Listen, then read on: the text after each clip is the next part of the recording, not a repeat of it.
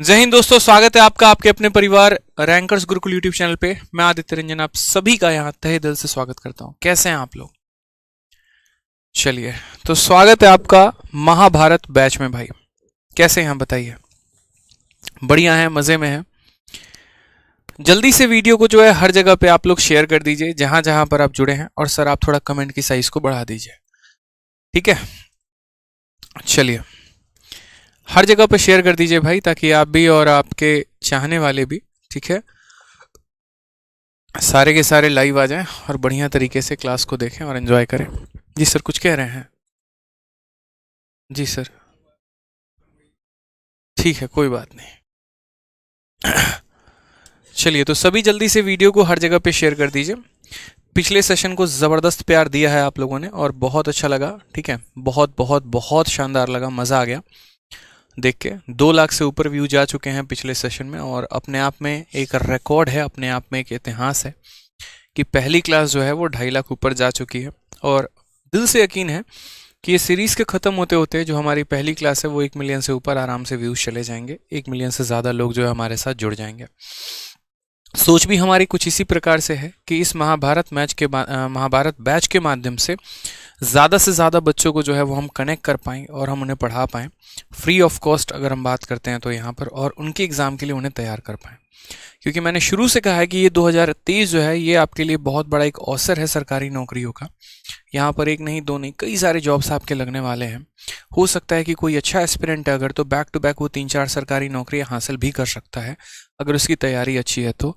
और फिर उसके बाद नौकरी उसे नहीं, वो नौकरी को चूज़ करेगा, ठीक है। इस लेवल का जो है आपके अंदर कॉन्फिडेंस आ जाना चाहिए।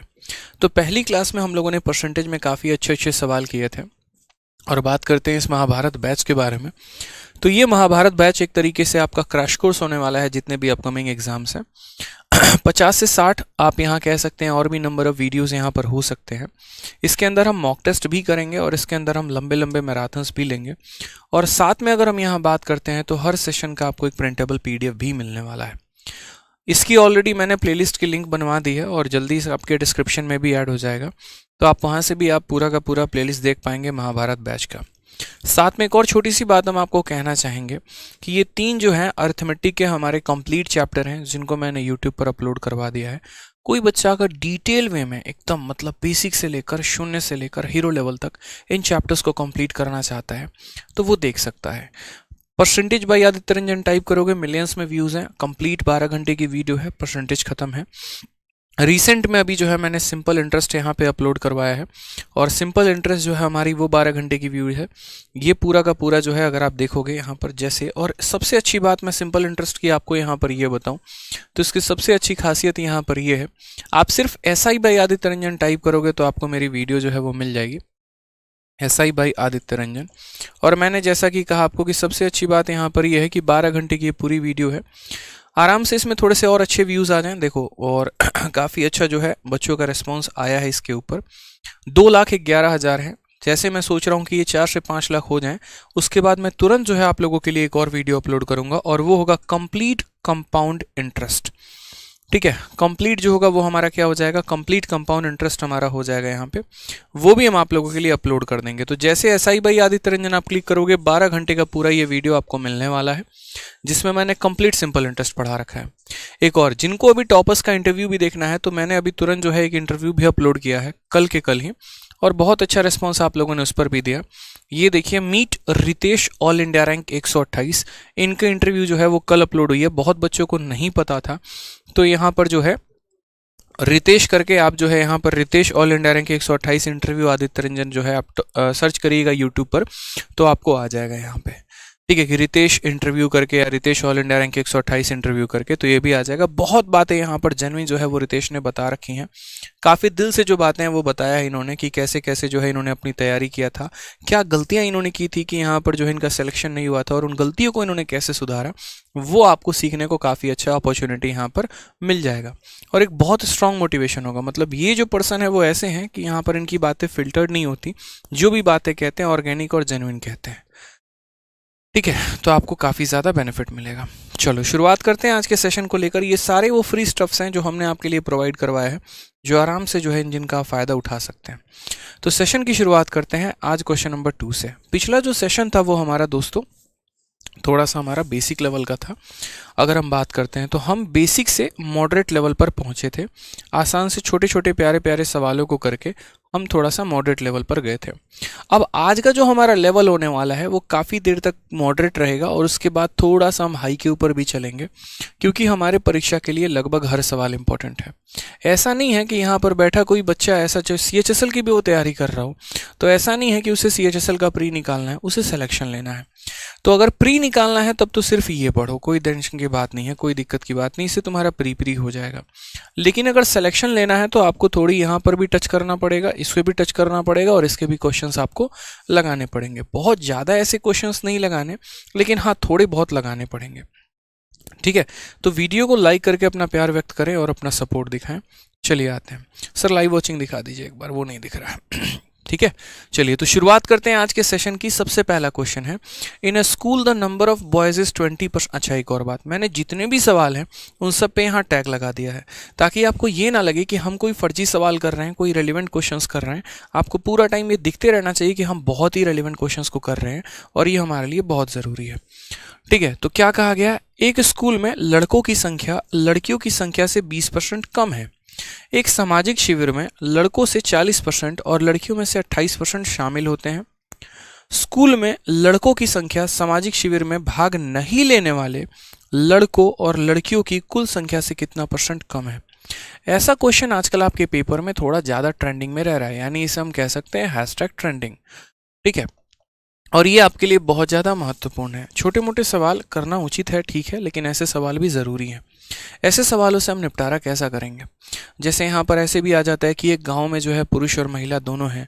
पुरुष का इतना % अनपढ़ है, इतना % पढ़ा लिखा है, महिला की इतनी % अनपढ़ है और इतना % पढ़ा लिखा है। फलाने की संख्या फलाने के यहाँ पर जो है वो कितने % कम है या ज़्यादा है, वो हमसे कहा जाता है। सर ब्राइटनेस कम कीजिए। ब्राइटनेस तो अभी इतना ही है, नेक्स्ट सेशन में हम थोड़ा कम करवा देंगे, कोई दिक्कत की बात नहीं है। ठीक है, अभी दिख रहा होगा आप लोगों को, मुझे लगता है, बड़े आराम से। हाँ भाई दिख तो रहा है। चलो, तो कहा गया number of boys is 20% less than number of girls. अगर हम यहाँ बात करते हैं, हमारा बॉयज हो गए और यहाँ गर्ल्स हो गए।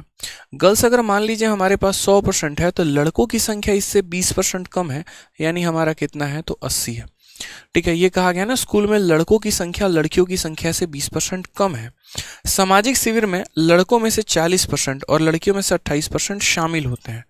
यानी अगर हम बात करते हैं तो लड़कों के 2 भाग हैं। एक यहाँ पर जो शामिल होते हैं यानी इंक्लूड होते हैं, पार्टिसिपेट करते हैं। आप ऐसा कह सकते हैं कि 40% of the boy and 20% attend. तो एक जो अटेंड कर रहे हैं वो हो गए और एक जो अटेंड नहीं करेंगे वो हो गए। लड़कियों का भी कुछ भाग जो है या कुछ % जो है वो अटेंड करेगा और कुछ भाग जो है वो अटेंड नहीं करेगा। तो यहाँ पर देखिए 40% ऑफ द बॉय, ठीक है, यानी यहाँ पर 80 का 40%। 80 का 40% कितना होता है, तो हम बोलेंगे सर 80 × 40/100। एक तो ऐसे कैलकुलेट कर सकते हैं और बाकी सीधा सीधा 32 भी लिख सकते हैं। यानी कितने लोग अटेंड कर रहे हैं, 32 लोग अटेंड कर रहे हैं।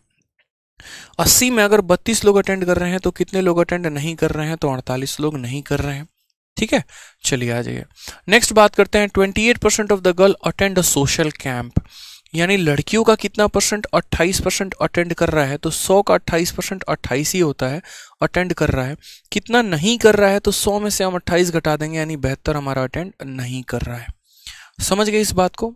आ जाइए, क्वेश्चन में यहाँ क्या कहा गया है, number of boys in the school is what % less than total number of boys and girls who do not attend the social camp.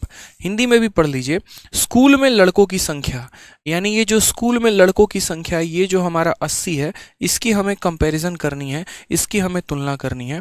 और इसकी तुलना हमारी किससे करनी है, तो इसकी तुलना हमारी करनी है यहाँ पर सामाजिक शिविर में भाग नहीं लेने वाले लड़के और लड़कियों की कुल संख्या से। तो लड़के हमारे कितने हैं जो भाग नहीं ले रहे हैं, 48, और लड़कियां हमारी कितनी हैं जो भाग नहीं ले रही हैं, 72। यानी 48 + 72 हमारा कितना हो जाएगा, 120। तो सवाल में यहाँ पर कहा गया है, ठीक है, कि number of boys is what % less than total number of girls. यानी यहाँ पर ये जो लड़का, ये जो संख्या है ना, ये हमारा 120 से कितना प्रतिशत कम है। कभी भी इस बात को ध्यान रखना, अगर आपसे ये पूछा जाए ये वैल्यू इससे कितना कम है या ये वैल्यू इससे कितना ज़्यादा है, तो कौन किससे ज़्यादा है या कम है इसको बताने के लिए पहले आप इन दोनों को कंपेयर करो, इन दोनों का रेशियो निकाल लो। सबसे बढ़िया है 40 से आप काटोगे तो 2 भाग में कटेगा और 40 से काटोगे 3 भाग में, यानी अल्टीमेट हमारा 2 जो है वो हमारा 3 से कितना % कम है। तो आप बोलेंगे सर देखिए 2 हमारा 3 से कितना कम है, 1 की कमी, और किससे कंपेरिजन करना है 3 से, तो 1/3 इंटू 100% जो है वो हमारा करेक्ट आंसर आ जाएगा। और 1/3 हमारा कितना होता है, तो 33 सही 1/3%। ऐसे सवाल पेपर में थोड़े ज़्यादा पूछे जा रहे हैं, तो ध्यान रखना ऐसे सवालों का, ठीक है। कोई टेंशन की बात है यहाँ पे, कोई परेशानी की बात है? चलिए आ जाइए नेक्स्ट क्वेश्चन की यहाँ बात करते हैं। एक और सवाल, मैंने कहा ना थोड़ा सा आज हम लेवल को मॉडरेट से ऊपर की तरफ लेके चलेंगे और आपको हर लेवल का क्वेश्चन आपको सीखना है। अब जैसे ये सवाल है प्रतिशत का, बहुत ही प्यारा क्वेश्चन है, आप देखिए, और ये भी ICAR में पूछा गया है। SSC इस पेपर को कंडक्ट करती है और एग्रीकल्चर का ये पेपर है, और यहाँ से सीधा सवाल आपके SSC के बाकी परीक्षाओं में पूछा जाता है, तो ये पेपर ICAR को आप इग्नोर नहीं कर सकते, बहुत शानदार पेपर है। क्वेश्चन में क्या कहा गया है देखिए, the present population of A village is इतना, यानी किसी गांव की जनसंख्या आज के समय इतनी है। अगर हम मेल्स की बात करते हैं तो वो 25% बढ़ जाते हैं, और फीमेल की बात करते हैं तो 15% बढ़ जाते हैं, ठीक है। And then the population will become 55,284। What is the difference between number of males and that of number of females in the present population of the village? बहुत ही प्यारा सवाल कि एक गांव की वर्तमान संख्या 45,840 है, ठीक है। पुरुषों की संख्या में 25% की वृद्धि होती है और महिलाओं की जनसंख्या में 15% की वृद्धि होती है, तो गांव की जनसंख्या हमारी इतनी हो जाती है। वर्तमान जनसंख्या में पुरुष और महिलाओं के बीच का अंतर। ऐसे सवाल को अगर हम यहाँ पर चाहें तो हम यहाँ पर जो है एलिगेशन से भी बना सकते हैं, ऐसे सवाल को हम परसेंटेज मेथड से भी बना सकते हैं, लेकिन इनके लिए हमारे पास एक बहुत ही अच्छा मेथड है, और उस मेथड का हमारा नाम क्या है, तो उस मेथड का मेरे भाई यहाँ पर जो नाम है वो है कॉमन मेथड। कॉमन मेथड यहाँ पर कैसे काम होता है वो समझिए। ब्राइटनेस लो करिए, मेरे भाई सुबह से मैं बैच पढ़ा रहा हूँ, इतने सारे बैचेस पढ़ा दिए, इतनी शिकायत किसी की ब्राइटनेस को लेकर नहीं आई है जितनी आप लोगों की आई है। अभी ब्राइटनेस यहाँ पर नहीं ठीक किया जा सकता है, ये कैमरे की सेटिंग की वजह से है, ठीक है। तो अभी आप लोग जैसे हैं पढ़ लीजिए, अभी थोड़ा सा, कोई दिक्कत की बात नहीं है, ठीक है।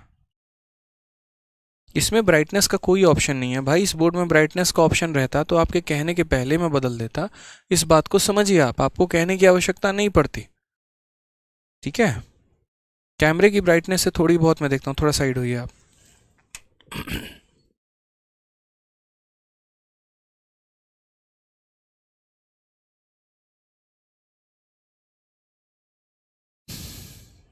कैमरे की थोड़ी बहुत ब्राइटनेस हो सकती है, बट मुझे नहीं लग रहा कि यहाँ पर इनकी भी ब्राइटनेस ज़्यादा है यहाँ पे।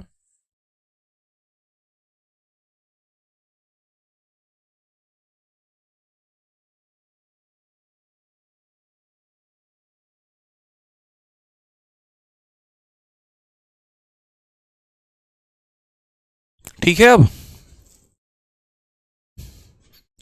अरे कुछ बच्चों की थोड़ी सी वो ज़्यादा परेशानी हो जाती है ना, ये वाला लाइट ऑन कर दीजिए।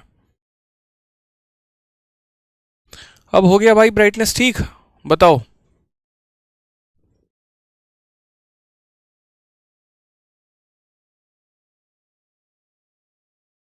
सही है, हमें काला कर दिया मतलब है अपने क्वेश्चन के चक्कर में।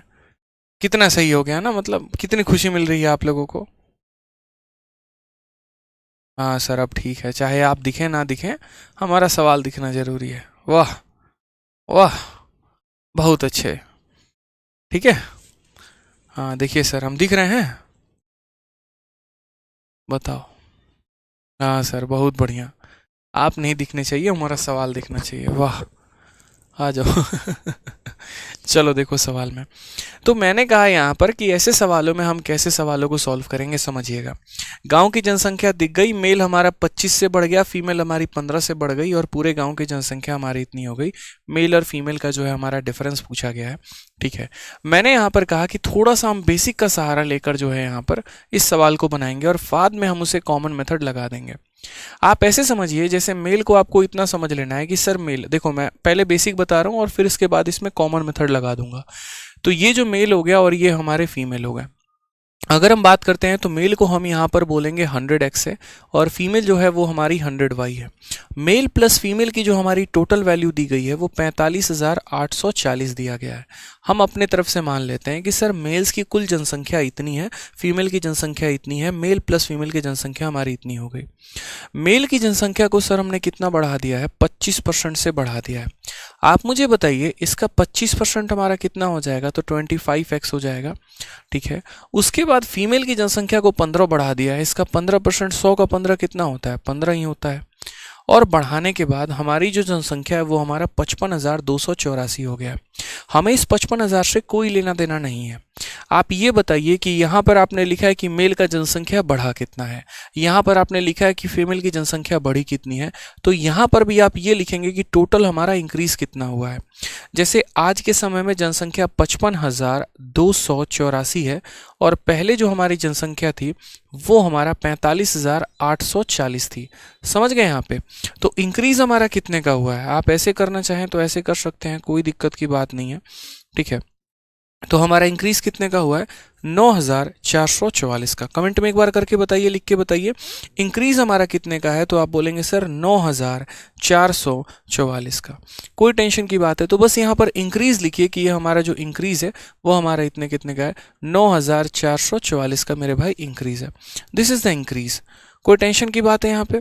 तो हमारा मेल हमारा फीमेल इसके बराबर है, उसके बाद ये हमारा मेल का इतना परसेंट, फीमेल का हमारा इतना परसेंट इसके बराबर है। बस जो इंक्रीज है ना हमें वो लिखना है यहाँ पे, ठीक है। अब आप मुझे बताइए, बचपन में आपने पढ़ा था कि अगर आपके पास दो इक्वेशन होते हैं और उसमें अगर मान लीजिए किसी एक की वैल्यू पता करनी होती है तो दूसरे को काटना होता है, ठीक है। आप अगर यहाँ पर देखेंगे तो ये 25 है, ठीक है। तो यहाँ पर x और x को खत्म किया जाता है किससे गुना करके, 4 से गुना करके। अगर मैं यहाँ पर 4 से गुना करूँ तो मुझे हर संख्या में 4 का गुना लगाना पड़ेगा। जैसे मानो यहाँ पर इसमें भी मुझे 4 का गुना लगाना पड़ेगा, इसमें भी मुझे 4 का गुना लगाना पड़ेगा और मुझे इसमें भी 4 का गुना लगाना पड़ेगा। तो ये जो आपका इक्वेशन है, ये इक्वेशन आपका बदल जाएगा, रूप ले लेगा यहाँ पर ऐसे। जैसे 25 × 4 हमारा 100x हो जाएगा, 15 × 4 हमारा 60y हो जाएगा भाई, और यहाँ पर इसका गुना करोगे तो 4 चौके 16, 16 और 17, ठीक है, 16 और 17 और 9 चौके 36, 37,776 हो जाएगा। आप यहाँ मल्टीप्लाई करके देख लो, कोई टेंशन की बात यहाँ पर नहीं है। अब यहाँ पर जो है आप माइनस करना चाहो तो माइनस कर लो 100 में से। जैसे मानो आप इसे इक्वेशन 1 मान लो, मैं इसका स्मार्ट अप्रोच भी आपको बताऊंगा, कोई टेंशन नहीं है, ठीक है। 100 में से अगर आप 100 घटाओगे खत्म हो जाएगा यहाँ पे। 100 में से 60 घटाओगे तो कितना हो जाएगा आपका, 40y हो जाएगा यहाँ पे। और अगर आप इसमें से इसको माइनस करते हो तो देखो 45,840 में से आप इसे माइनस कर लो तो देखो आपका एकदम बेसिक में कर रहा हूँ, 10 से 6 4 आ गया आपका, 13 से 7 आपका 6 आ गया, ठीक है। उसके बाद यहाँ पर 7 से 7 आपका 0 चला गया, ठीक। उसके बाद यहाँ 15 से 7 आपका 8 आ गया और आपका यहाँ पर जो है खत्म, यानी 8,064 के करीब में, ठीक है।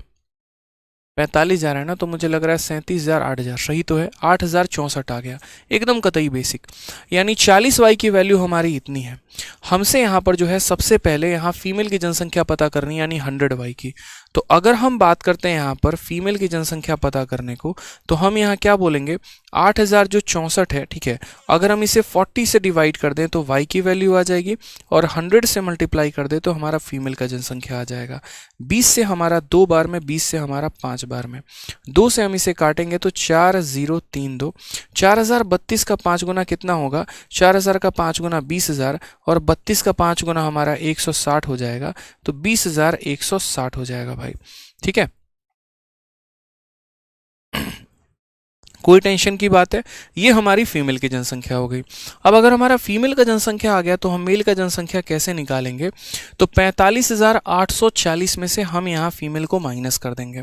तो 45,840 में से आप इसे माइनस करो, तो 45,000 में से 20,000 माइनस करोगे 25,000 आ जाएगा, और 840 में से आप 160 को माइनस कर दो तो कितना आ जाएगा, ठीक है, 16 8 24, यानी यहाँ पर हो जाएगा हमारा 680, ठीक है। कोई टेंशन की बात है, 16 8 24 हो गया, ठीक है, ठीक है। तो ये हमारा हो गया फीमेल और ये हमारा हो गया मेल। अगर हम इन दोनों का डिफरेंस देखते हैं जो कि हमारे सवाल में पूछा गया है, आप माइनस करके देख लीजिए, आपका आंसर आ जाएगा, ठीक है। यहाँ पर 160 में 80 जोड़ा 240 हो गया, 240 और 600 हमारा 840 हो गया, 20,000 25,000 45,000 हो गया। अब यहाँ पर मेल और फीमेल का अगर हम अंतर देखते हैं, माइनस कर दीजिए आप यहाँ 25,000 में से 20,000 5,000 680 में से आपका जो है 160 अगर आपका चला जाएगा तो 480 आ जाएगा, ठीक है। यानी 5,480 जो है वो हमारा करेक्ट आंसर है। ऑप्शन नंबर जो बी है वो हमारा बिल्कुल सही उत्तर है। डी कैसे आएगा भाई? 5,520। अच्छा एक सेकंड, हाँ एक सेकंड माइनस कर दो, थोड़ा सही माइनस नहीं किया मैंने। हाँ 5,520 आ जाएगा, 680 में से 160 जाएगा तो 520 आ जाएगा आपका। ऑप्शन नंबर डी जो है वो हमारा करेक्ट आंसर होगा। अभी ये तो हमने बेसिक तरीका से बनाया, इसको 100x माना, इसको 100y माना हमारा इसके बराबर, इसका 25%, इसका 15% और यहाँ इसको, फिर हमने इसको इक्वेट किया, फिर x में से x घटाया तो हमारी वैल्यू आई। लेकिन क्या पेपर में हमें ऐसे ही करना था? पेपर में हमें ऐसा नहीं करना था। पेपर में आपको यहाँ पर अप्लाई करना है कॉमन मेथड। कॉमन मेथड आप यहाँ कैसे अप्लाई करेंगे वो समझिए। एक बच्चा कह रहा है सर समझ नहीं आया। भाई बिल्कुल बेसिक लिखा है। आप ये बताओ, मेल की जनसंख्या इतनी मानी, फीमेल की इतनी मानी, तो मेल प्लस फीमेल हमारा इतना आ गया। मेल का 25%, फीमेल का 15%, जितने का इंक्रीज हुआ है वो लिख दो यहाँ पे, ठीक है। फिर इसको 4 से मल्टीप्लाई करो, 4 से मल्टीप्लाई करो तो ये 100 हो गया, इतना हो गया, इतना हो गया। पहले में से इसको मैंने माइनस कर दिया तो 100 से 100 खत्म हो गया, 100 में से 60 गया, 40 आ गया। इसमें से इसको माइनस किया, इतना आ गया। 40 वाई की वैल्यू इतनी है तो वाई की वैल्यू 8,064/40 हो गया। तो 100 वाई यानी फीमेल की वैल्यू कितनी है? तो फीमेल की वैल्यू 100 वाई है। 100 से गुना कर दिया तो 100 वाई की वैल्यू आ गई, फीमेल आ गई। मेल की वैल्यू निकालना है तो इसमें से फीमेल घटा दो, तो इसमें से फीमेल घटाया, मेल आ गया। इन दोनों का डिफरेंस पूछा था, डिफरेंस आ गया। अब जैसा कि मैंने कहा कि इसका स्मार्ट अप्रोच है, तो इसका स्मार्ट अप्रोच है तो हमें स्मार्ट अप्रोच कैसे लगाएंगे? कभी भी ऐसे सवालों में होता है ना तो हम कॉमन मेथड के ऊपर भागते हैं कि कॉमन मेथड हमें क्या देखना है। जैसे उदाहरण के तौर पे आप ये देखो कि आपकी जनसंख्या थी कितनी, तो 45,840 और आपकी जनसंख्या हो कितनी गई? 55,284। मेरे एक एक शब्दों पर ध्यान दीजिएगा, नहीं तो कहाँ से यहाँ पर क्या हो गया पता भी नहीं चलेगा आपको। तो यहाँ पर इसमें से आप इसको माइनस कर दीजिए, इसमें से आप इसे माइनस कर दीजिए, आपका कितना आ जाएगा कुल मिला के? तो 9,444। आप इसमें से माइनस करोगे 9,444। अगर मैं बात करूँ तो ये 9,444 क्या है? तो ये हमारी जनसंख्या जितने से बढ़ी है उसका मान है। जनसंख्या कितने से बढ़ी है? तो मेल में 25% और फीमेल में 15%। तो अगर हम बात करते हैं आसान भाषा में तो ये हमारा मेल का 25% है और ये हमारा फीमेल का 15% है। समझ गए मेरी बातों को? यहाँ पे कॉमन मेथड में यहाँ पर क्या होता है कि हम ये देखते हैं कि हम दोनों में कॉमन कितना उठा सकते हैं, कितना कॉमन ले सकते हैं, ज़्यादा से ज़्यादा वैल्यू कितना ले सकते हैं। तो इससे 15% और इससे 15%, हम दोनों का 15% ले सकते हैं। दोनों का 15% लेने का मतलब है पूरी जनसंख्या का 15% लेना, यानी 45,840 का 15% लेना, ठीक है। तो अगर हम इसमें से दोनों के 15% को घटा दें, यानी यहाँ पर 15% ऑफ मेल और 15% ऑफ फीमेल हम यहाँ पहले लिखें, और वो कितना होगा? तो बोलोगे सर ये जो 45,840 आपने लिखा है सर, ये 45,840 हमारा 100% का मान है, हमें कितने का निकालना है? 15 का निकालना है, ठीक है। 5 से आप काटो तो 2 बार में, 5 से काटो 3 बार में, 2 से आपने काटा, 2 हो गया, 2 हो गया, 9 हो गया, ठीक है। और यहाँ 2 हो गया, 2292 बार में। देखो 2 दूनी 2, 2 दूनी 9 18, ठीक है। 2292 का 3 गुना हमारा हो जाएगा 9 तिरके 27, यहाँ पर 8 हो जाएगा, ठीक है। और यहाँ 6,876। मतलब मेरे कहने का मतलब है कि अगर मैं इसका 15% निकालता हूँ तो वो कितने के बराबर आएगा? 6,876 के बराबर आएगा, ठीक है।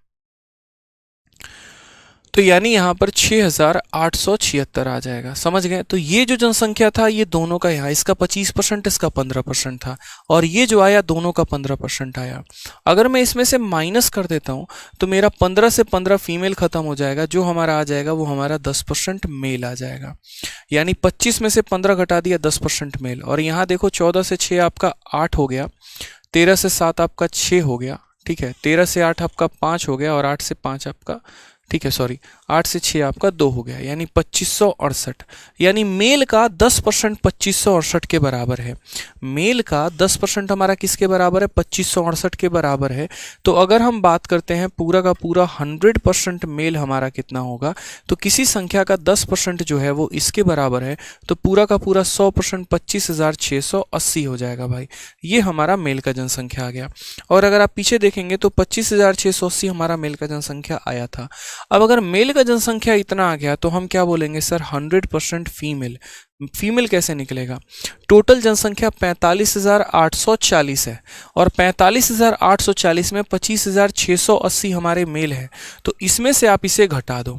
840 में से आप 680 को घटाओगे तो आपका कितना आ जाएगा? तो देखो यहाँ पर 14 से 8 गया आपका, 6 आ जाएगा 7 से, यानी 160 हो गया और ये हो जाएगा 20,160 मेरे भाई। तो यहाँ इस जनसंख्या में से इसे घटाएंगे 20,160 आएगा। इन दोनों का डिफरेंस पूछा है, तो इन दोनों का जो डिफरेंस होगा वो हमारा कितना होगा? तो इन दोनों का डिफरेंस हमारा हो जाएगा 5,520 जो हो जाएगा वो हमारा करेक्ट आंसर आएगा। ये क्वेश्चन सर कैलकुलेटिव था, तो अगर कैलकुलेटिव था यहाँ पर तो समय तो लगेगा, कोई टेंशन की बात नहीं है, घर दे दीजिएगा, ठीक है। तो ये जो है क्वेश्चन कैलकुलेटिव है, समय लगेगा, लेकिन ऐसा नहीं कि हाँ पेपर में नहीं आएगा, ऑलरेडी आया हुआ है और CHSL में भी ऐसे क्वेश्चन पूछे जा रहे हैं, ठीक है। और सबसे अच्छी मैं बात बताऊं यहाँ पर, तो ऐसे सवाल यूट्यूब पर कोई नहीं कराता, कारण हम आपको बताते हैं, क्योंकि यूट्यूब पर अक्सर ऐसे सवाल कराए जाते हैं थोड़े से जो आसान हो, जो बच्चे को थोड़ा मजा आए, जिसके ऊपर थोड़ा कमेंट बढ़े। समझ रहे हो मेरी बातों को लेकर यहाँ पे? और बच्चा करके जाता है आसान सवाल, और पेपर में जब ऐसा आता है तो फिर मुंह खुला कर खुला रह जाता है। बच्चे की गलती इसमें है नहीं यहाँ पे, ठीक है। तो मैंने जो सोचा है कि मेरी सीरीज में मेरे व्यूज कितने मिल रहे हैं, मुझे इस बात से कोई फर्क नहीं पड़ता। मुझे यहाँ 10,000 लाइव वॉचिंग नहीं चाहिए भाई, कोई टेंशन की बात नहीं है, ठीक है। बस मुझे यहाँ पर कंटेंट बहुत बेहतरीन देना है कि अगर मानो पेपर में जिस दिन यहाँ पर पहला सवाल आ जाए ना, तो कोई बच्चा ये ना कहे सर ऐसा पढ़ा नहीं था। सिरंत कोई बोले भैया देखो आदित्य सर की जाके महाभारत बैच देखो, वहां पर सारे क्वेश्चन इन्होंने कराए हैं, आसान मॉडरेट टफ। ठीक है यार, 10 क्वेश्चन करवा रहा हूँ, एक टफ आ गया, थोड़ा कम समझ में आएगा, 9 तो समझ में आएगा, वो तो अच्छे से पढ़ो ना, ठीक है। और थोड़ा आप लोग सपोर्ट दिखाओ ऐसे सवालों पे। ऐसा नहीं है कि हाँ क्वेश्चन टफ आया भाग जाएंगे नहीं देखेंगे, फिर उससे हमारा भी मन टूटता है, समझ रहे हो? ठीक है, चलो आ जाओ। ऐसे क्वेश्चन क्यों करवा रहे हैं? ताकि आपका बेनिफिट हो। ऐसा तो है नहीं ना कि यहाँ पर ओलंपियाड या फिर कोई और क्वेश्चन हम करवा रहे हैं, पूछा गया सवाल है वो करवा रहे हैं तसल्ली से। चलो, सीमा की बचत उसके व्यय के 16% के बराबर है। यदि उसके आय में 35% की वृद्धि होती है और व्यय में 36% की वृद्धि होती है, तो बचत में कितने % की कमी होती है? यकीन मानिए आज के समय ये एसएससी का फेवरेट क्वेश्चन बन चुका है। ये भी बहुत बार वो पेपर में पूछ रहे हैं, और ना सिर्फ एसएससी में बल्कि अलग अलग परीक्षाओं में भी पूछा जा रहा है। हम ऐसे सवालों को कैसे टैकल करेंगे? इनकम एक्सपेंडिचर सेविंग वाले सवाल। देखिए, ऐसे करने को तो हम इस एलिगेशन से कर सकते हैं, लेकिन अभी हमने आपको एलिगेशन नहीं पढ़ाया तो हम इस एलिगेशन से नहीं बताएंगे। यूँ समझ लीजिए कि हमने आपको जो मेथड कराया हम उसी आधार पर लेके चलेंगे। तो कहा गया है सीमा की बचत उसके खर्चे के 16% के बराबर है। मान लीजिए सीमा बेचारी कमाती है, ये उसका इनकम है, ये उसका एक्सपेंडिचर है और ये उसका सेविंग है। तो कहा है सेविंग जो है वो 16% ऑफ एक्सपेंडिचर है। मान लो कि उसका खर्चा 100 रुपया है, तो यहाँ पर इसी का 16% उसका क्या है? तो सेविंग है। यानी यहाँ पर अगर बात करते हैं तो 16 रुपया वो खर्चा बचा रही है। बोला गया ना, saving equal to 60% of expenditure, यानी इसी के 16% के। तो अगर हम इनकम की बात करें तो 100 रुपए का खर्चा, 16 रुपए की सेविंग, यानी इनकम कितना हो जाएगा? 116। क्योंकि आपकी कमाई को या तो आप खर्च करते हैं नहीं तो बचाते हैं, तीसरा कोई काम होता नहीं है यहाँ पे। ठीक है, चलिए आ जाइए। यहाँ पर कहा गया if our income increases by 35%, यदि हम उसके इनकम को बढ़ा दें 35% से। अगर हम इस संख्या को यहाँ पर बढ़ा दें, और कितने से? 35% से। उसके हम खर्चे को बढ़ा दें 36% से। अगर हम उसके खर्चे को बढ़ा दें, देखो इसे हमें बढ़ाना है 35% से, ध्यान रखना, ठीक है। और इसे हमें बढ़ाना है कितने % से? 36% से, ये भी ध्यान रखना। तो हमारे सवाल में आता है कि सेविंग उसका कितना % से बढ़ जाएगा या घट जाएगा। आप हमेशा ऐसे सवालों में बस जो इंक्रीज कर रहे हैं ना उसकी वैल्यू निकाला करिए, फाइनल वैल्यू मत निकालिए। बहुत बच्चे क्या करते हैं, इसका 35% निकाल के जोड़ देते हैं। ऐसा नहीं करना है, आपको मात्र 116 का 35% निकालना है। तो 116 का 35% आप निकालो। यहाँ पे एलिगेशन से बहुत शॉर्ट में बनता, लेकिन फिर भी मैं नहीं बताऊंगा एलिगेशन, क्योंकि अभी नहीं पढ़ाया है। 5 से 7 बार में 2 बार में, 2 से कटा आपका 10 बार में और 2 से कटा आपका 58 बार में। ठीक है, 58 का 7 गुना आप करो यहाँ पे, 50 का 7 गुना 350 और 8 सते 56 यानी 406 और 406/10, 406/10 का मतलब कितना हो गया 40.6 हो गया भाई। थोड़ा सा कैलकुलेशन फास्ट रखेंगे आप लोग यहाँ पे कि इस संख्या का 35% 406 यानी 40.6। एक और बात हम बताते हैं शॉर्ट में आप कैसे कर सकते हैं वो समझिए। इसका जो 10% है ना, इसका 10% हमारा 11.6 आएगा। 35% निकालना है तो इसका 3 गुना कर दो ताकि 30% आ जाए। तो यहाँ पर 3 गुना जो होगा वो 34.8 होगा और साथ में इसका 5% जो होगा ना वो आप इसका करोगे तो 5.8 आएगा आपका। अगर आप यहाँ देखोगे तो यहाँ पर आ जाएगा आपका 40.6, डायरेक्ट ऐसे आ जाएगा। आप ऐसे भी कर सकते हो कि किसी संख्या का 35% निकालना है, उसका 10% इसको 10 से भाग कर दो आ गया, 30% के लिए 3 से गुना कर दो वो आ गया, और अगर 10% का मान इतना है तो 5% इसका आधा होगा, यानी 30 और 5 35 निकाल दिया मैंने। अपने अपने तरीके हैं, कर सकते हैं। एक्सपेंडिचर में 36% मैंने बढ़ा दिया, यानी हमारी वैल्यू कितनी बढ़ गई, 36 हमारी बढ़ गई है। अब हमसे कहा गया हमारा सेविंग कितना बढ़ गया है। आप बताओ, इनकम में मैंने 40.6 रुपये बढ़ाए, खर्चा मेरा 36 बढ़ गया, तो सेविंग कितना बढ़ेगा, तो 40 में से इसे घटा दो, 40.6 में से जब इसे घटाओगे तो वो हो जाएगा 4.6 रुपये, यानी आपका जो खर्चा है वो कितना बढ़ा है, सेविंग जो है, जो बचत है आपकी, वो इतने रुपए की इंक्रीज हो गई है। क्योंकि हमेशा ये बात ध्यान रखना, इनकम बराबर एक्सपेंडिचर प्लस सेविंग, यानी इतने रुपए का इंक्रीज है। तो अगर हम बात करते हैं परसेंटेज इंक्रीज के बारे में, तो हमारा इंक्रीज कितने का है, 4.6 का, और कितने के ऊपर है, तो 16 के ऊपर। इनटू कितना कर देंगे भाई, 100 कर देंगे, सीधा सीधा आंसर आ जाएगा। यहाँ से दशमलव हटा दीजिए तो आपका चला जाएगा 0, काट लीजिए आप यहाँ पे। ठीक है, आप काटेंगे 2 से आपका 8 बार में जाएगा, 2 से आपका 5 बार में। ठीक है, और यहाँ पर जो है फर्दर आप और यहाँ डिवीजन कर लो, 46 का 5 गुना कितना हो गया, 230/8, और 230/8 को जब यहाँ पर आप डिवाइड करोगे, 8 का 2 गुना 16 आ जाएगा, 70 हो गया, 8 8 64 हो गया, 40 आ जाएगा, यानी लगभग 28.75% जो है वो हमारा करेक्ट आंसर है, ऑप्शन नंबर सी।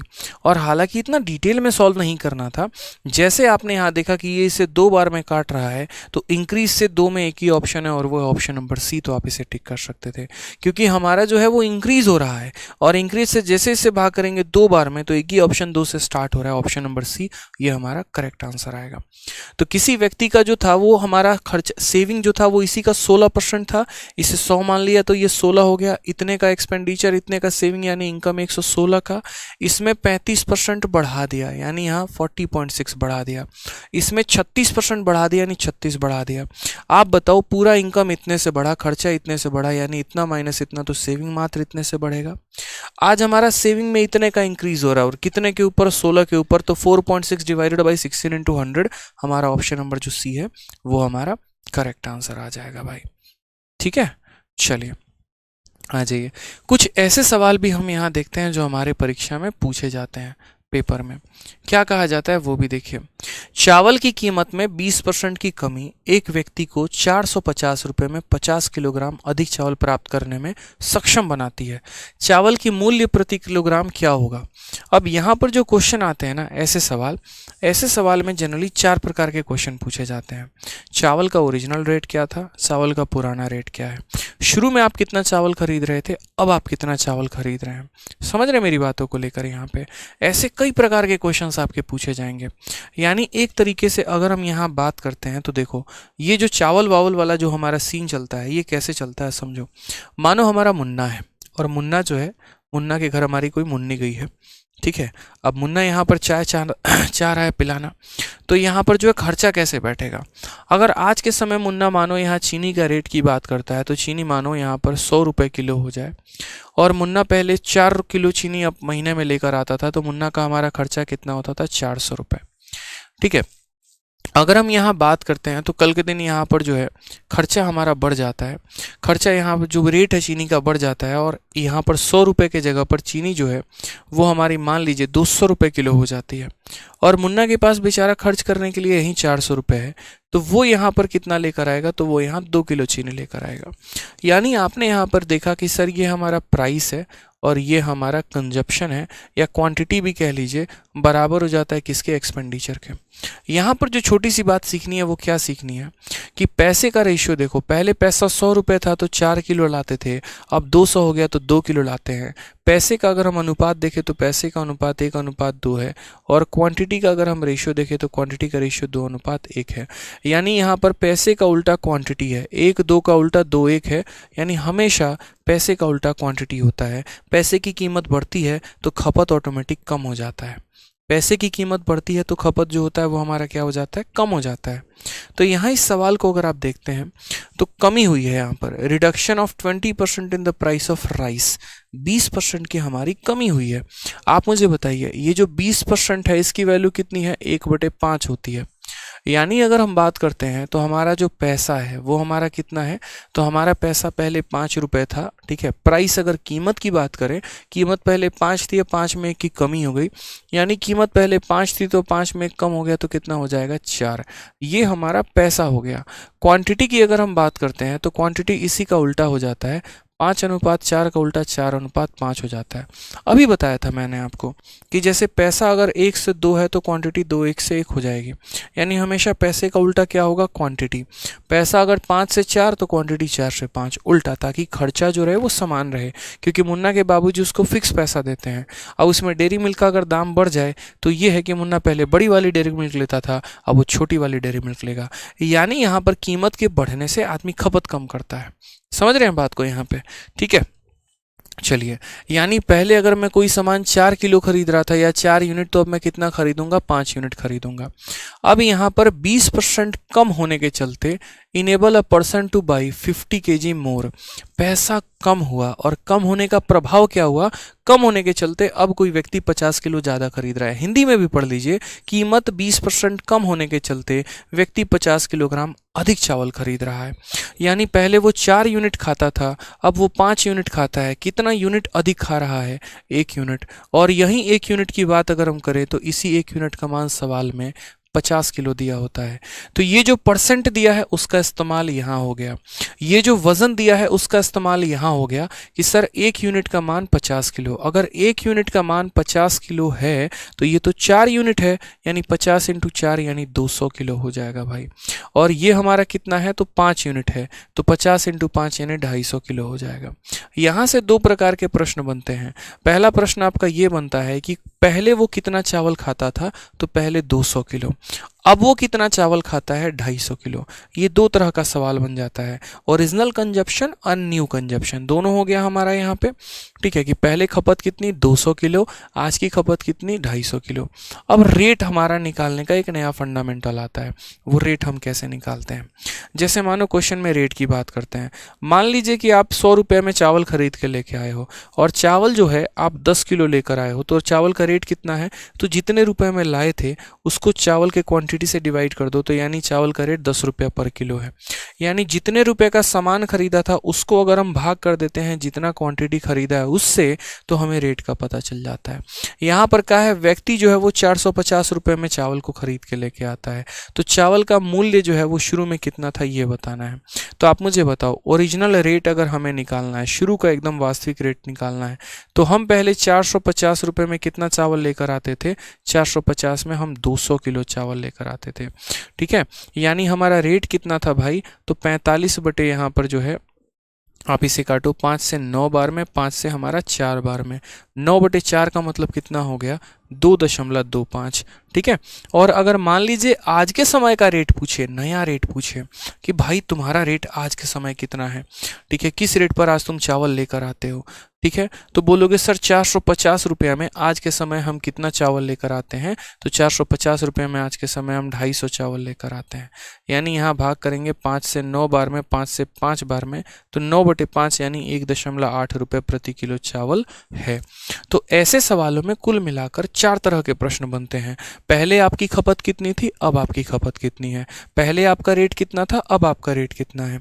इस तरह से सवाल बनता है कि कीमत के 20% कम करने से आपने इतना यूनिट ज़्यादा खरीदा इतने रुपए में, तो कीमत यहाँ कम हो गई, कम होने के चलते क्वांटिटी उल्टा हो गया, जितना ज़्यादा खरीदा, 1 का मान 50 किलो, 4 का मान 200 किलो, 5 का मान 250 किलो। समझ गए यहाँ पर, कोई टेंशन की बात है, कोई दिक्कत की बात है, पहले इतने रुपए थे, इसी में हम 200 किलो खरीदते थे, अब इतने रुपए में हम 250 किलो खरीदते हैं। ये पहले का रेट है, ये अब का रेट है। एक और क्वेश्चन हम यहाँ पर आपकी प्रैक्टिस करवा रहे हैं, क्योंकि आपका जो है प्रैक्टिस होना बहुत ज़रूरी है। प्रैक्टिस नहीं होगा ना तो कोई फ़ायदा नहीं है, फिर ऐसा लगेगा कि बस आप चीज़ों को रट रहे हैं, समझ नहीं रहे हैं। ठीक है, चलिए आ जाइए। तो एक और क्वेश्चन हम यहाँ थोड़ा अपने तरफ से डेटा बदलते हैं और आप लोगों को जो है यहाँ पर आंसर देना है। मैं डेटा बदलूंगा अभी और आप इसका आंसर दीजिएगा, ठीक है भाई। सेम क्वेश्चन आता है पेपर में, और आज से नहीं, आज से 1000 साल पहले से एसएससी के ऊपर क्वेश्चन पूछ रही है। ठीक है, बस बच्चे बेचारे यहाँ पर नादान हैं, आंसर नहीं दे पाते हैं। कोई बात नहीं, आज के बाद वो छोड़ेंगे भी नहीं ऐसे सवालों को। इसके अंदर कुल मिलाकर 4 सवाल कवर अप हो जाता है, ध्यान रखना। ठीक है, आंसर देना है भाई, समझ गया ना बात को यहाँ पे। और एसएससी के हर पेपर में आता है, जीडी, एमटीएस, यहाँ पर सीजीएल, सीएचएसएल, लगभग सब सवाल में। तो यहाँ पर कहा गया रिडक्शन ऑफ 10%, मैं यहाँ कह रहा हूँ। ठीक है, रिडक्शन ऑफ 10%, यहाँ भी 10% और यहाँ भी 10%। ठीक है, ठीक है। इनेबल टू ऑब्टेन यहाँ पर कितना हो जाएगा, तो मान लो यहाँ पर 2 kg हो जाएगा। ठीक है, यहाँ पर 2 किलोग्राम हो जाएगा हमारा। समझ रहे हैं मेरी बातों को, यहाँ पर कोई टेंशन की बात है। और पहले जो है यहाँ पर हम कितना खरीदते थे, ठीक है, फॉर रुपीज़ यहाँ पर 180 हो जाएगा भाई, 180 रुपये हो जाएगा। तो हमसे यहाँ पर क्या पूछा गया है, हमसे यहाँ पर ओरिजिनल प्राइस पूछा गया है। ओरिजिनल प्राइस आप बता दीजिए। ओरिजिनल प्राइस की अगर हम बात करते हैं तो चलो मैं सारे ऑप्शंस हटा देता हूँ, एक भी ऑप्शन यहाँ नहीं रखूँगा। आपको कमेंट बॉक्स में इसका आंसर देना है। लीजिए, बहुत आसान सा सवाल मैंने कह दिया कि अगर हम चावल की कीमत में 10% की कमी करते हैं तो उसके चलते एक व्यक्ति 2 किलो ज़्यादा खरीद के लेके आता है, कितने रुपए में, 180 रुपये में। तो यहाँ पर जो है नया कीमत बता दीजिए कि नया कीमत हमारा कितना होगा। जब मैं यहाँ पर खड़ा हूँ तो टेंशन मत लो क्वेश्चन की, 10 क्वेश्चन खड़े खड़े यहाँ बना दूंगा इसके, आपको परेशानी बिल्कुल भी नहीं आने दूंगा मैं। ठीक है, तो आपने यहाँ पर क्या कहा, आपने कहा सर ये 10%, 10% का फ्रैक्शन वैल्यू कितना होता है, 1/10 होता है। यानी सर अगर हम पैसे की बात यहाँ करते हैं तो पैसा हमारा कितना हो जाएगा, पहले 10 था, अब 10 में सर 1 की कमी हो गई है, यानी कितना हो गया, तो 9। पैसे का उल्टा क्या होता है सर, क्वांटिटी होती है। 10-9 का उल्टा हमारा 9-10 हो जाता है। यानी पहले हम सर यहाँ कितना खरीदते थे, 9 यूनिट, अब खरीद रहे हैं 10 यूनिट। यानी 1 यूनिट का मान हमारा कितना है, तो 1 यूनिट का मान सर हमारा है 2 किलोग्राम। 1 यूनिट का मान हमारा कितना है, 2 किलोग्राम। अगर 1 यूनिट का मान सर हमारा 2 किलोग्राम है तो 9 यूनिट का मान हमारा कितना है, 18 किलोग्राम। और 10 का मान हमारा कितना है, 20 किलोग्राम। यानी अगर कल के दिन हमसे कोई पूछे पहले कितना खरीद रहे थे, 18, अब कितना खरीद रहे हो, 20। ठीक है, अब मान लो यहाँ पर शुरू में ओरिजिनल कॉस्ट पूछे या ओल्ड रेट पूछे या जो भी है, ओरिजिनल कॉस्ट अगर पूछता है तो बताओ कितने रुपए थे हमारे पास, 180 रुपए थे। उस 180 में हम कितना किलो खरीद रहे थे, 18। यानी पहले का रेट हमारा कितना था, तो पहले का रेट हमारा 10 रुपये प्रति किलो था। और अगर मान लो कि आज का रेट पूछता है, नया रेट पूछता है, तो भी कंफ्यूज नहीं होना है। नया रेट की अगर हम बात करें तो हमने कितना खरीदा है, 180 खरीदा है, 180 रुपये में, और कितने खरीदे हैं, 20 किलो। यानी नया रेट की बात अगर करोगे भाई तो नया रेट आ जाएगा तुम्हारा 9 रुपये प्रति किलो। तो दोनों प्रकार के सवाल बनते हैं। अब मुझे लगता है कि कोई दिक्कत नहीं आएगी। ओरिजिनल पूछेगा ओरिजिनल बता दोगे, नया पूछेगा नया बता दोगे। बताओ, एक और क्वेश्चन करवा दें, एक और क्वेश्चन करवा दें। चलो एक और क्वेश्चन करवा देते हैं, और वो थोड़ा सा बढ़ाऊंगा मैं, थोड़ा सा इतू सा लेवल बढ़ाऊंगा मैं, ज़्यादा नहीं। ठीक है, थोड़ा सा लेवल बढ़ाऊंगा क्योंकि मुझे मेरे चैंपियंस को बहुत सुपरस्टार्स बनाना है। ठीक है, और बनाना है तो थोड़ा सा इन्हें टफ क्वेश्चन की आदत लगानी पड़ेगी। ज़्यादा नहीं, बहुत इरेलीवेंट नहीं, बस उतना जहाँ तक एसएससी पूछ सकती है उस लेवल तक मुझे आपको लेके जाना है। ठीक है, चलिए, तो यहाँ पर थोड़ा सा हम चेंज करेंगे डेटा में, बहुत ज़्यादा बदलाव नहीं करेंगे। ठीक है, आपके सामने क्वेश्चन बना रहे हैं, ऐसा पूछा जा सकता है। मान लीजिए यहाँ रिडक्शन की जगह चावल में यहाँ पर एक और लाइन में अगर बदल दूं तो आप बुरा तो नहीं मानोगे, बताओ। रिडक्शन के जगह यहाँ पर जो है, यहाँ पर कमी के जगह मैं थोड़ा सा इसको भी चेंज कर रहा हूँ। तो रिडक्शन के जगह कल के दिन इंक्रीज हो जाए। यहाँ पर मान लीजिए क्वेश्चन में कहे द इंक्रीज इन प्राइस, ठीक है, द रिडक्शन ऑफ के जगह पर यहाँ जैसा हो जाए द इंक्रीज, कितना हो जाए, इंक्रीज हो जाए। यहाँ पर इंक्रीज ऑफ इतना % इन प्राइस, चावल की कीमत में इतना % की बढ़त। ठीक है, बड़े बड़े अक्षरों में बढ़त मैं यहाँ लिख दे रहा हूँ ताकि आपको पता चल जाए कि इंक्रीज हुआ है। और कितने % का इंक्रीज हुआ है, तो 11 सही 1/9% का हमारा इंक्रीज हुआ है। 11 सही 1/9% का जो है वो यहाँ पर बढ़त हुआ है। ठीक है, जिसके चलते अगर हम बात करते हैं यहाँ पर, तो एक व्यक्ति जो है वो 3 किलो ज़्यादा खरीद के लेके आ रहा है। कितने किलोग्राम खरीद के लेके आ रहा है? 3 किलो ज़्यादा मेरे भाई खरीद के लेके आ रहा है। ठीक है, कोई टेंशन की बात है यहाँ बताओ? चलो, और कितने रुपए में वो यहाँ पर लेकर आ रहा है? तो यहाँ पर जो है वो मान लो 220 रुपए में लेकर आ रहा है। कितने में लेकर आ रहा है अगर हम बात करते हैं तो? एक सेकंड रुक जाएंगे, 220 के जगह कोई ऐसा डेटा लिखेंगे जो हमारा कट जाएगा। ठीक है,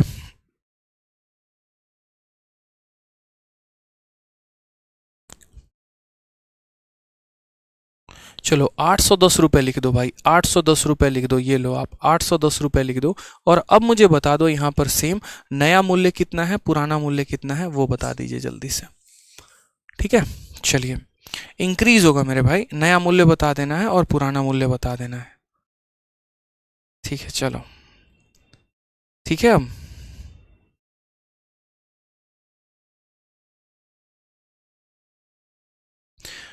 द इंक्रीज ऑफ इतना percent in price of rice enable a person to obtain 3 kilo more नहीं होगा यहाँ पर, यहाँ लेस हो जाएगा। ठीक है, 3 किलो कितना हो जाएगा? 3 किलो लेस हो जाएगा।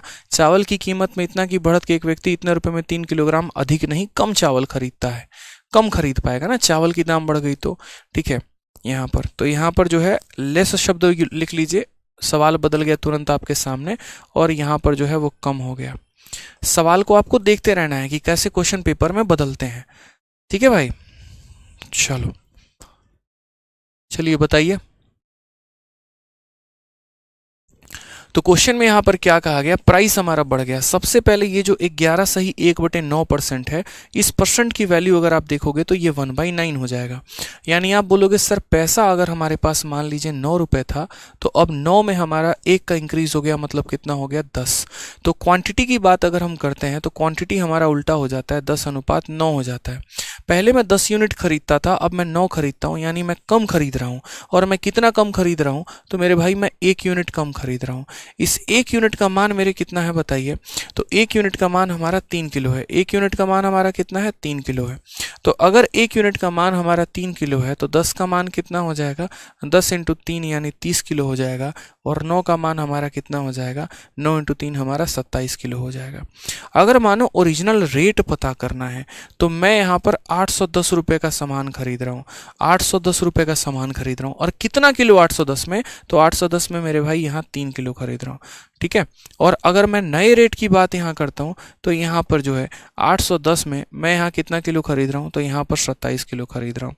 ठीक है, अगर यहाँ आप रेट देखेंगे तो 3 से काटिए, 3 का 2 × 6 7 बार में, यानी पहले वाला रेट कितना था? 27 रुपये प्रति किलो, और अब का जो रेट है वो मेरा कितना है? तो यहाँ पर 30 रुपये प्रति किलो।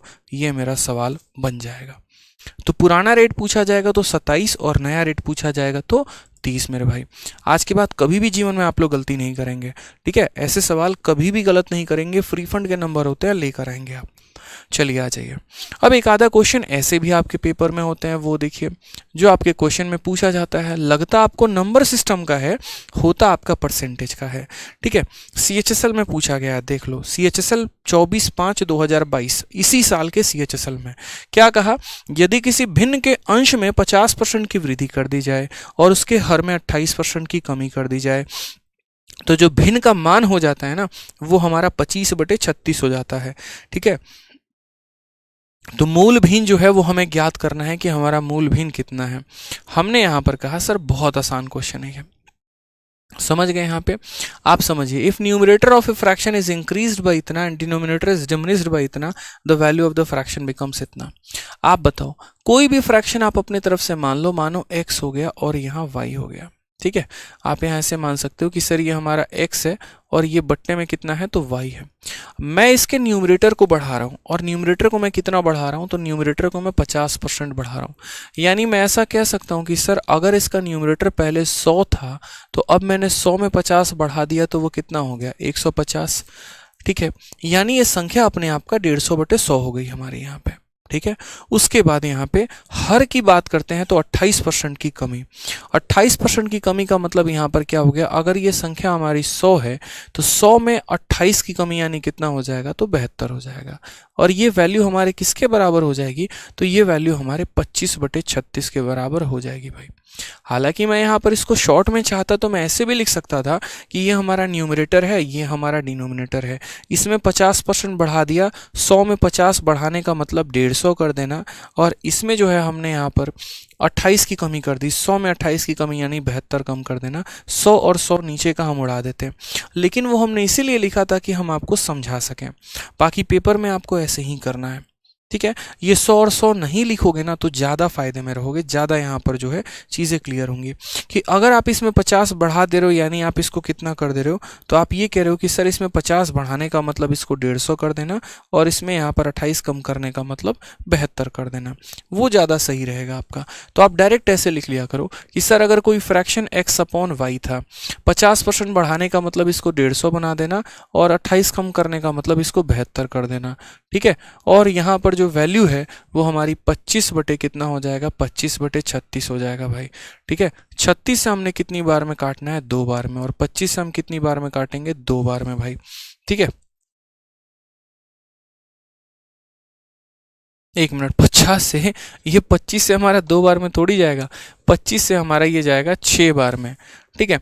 और 25 से 6 बार में जाएगा, फिर 2 से ये कितनी बार में जाएगा, 3 बार में जाएगा, तो x/y बराबर हो जाएगा।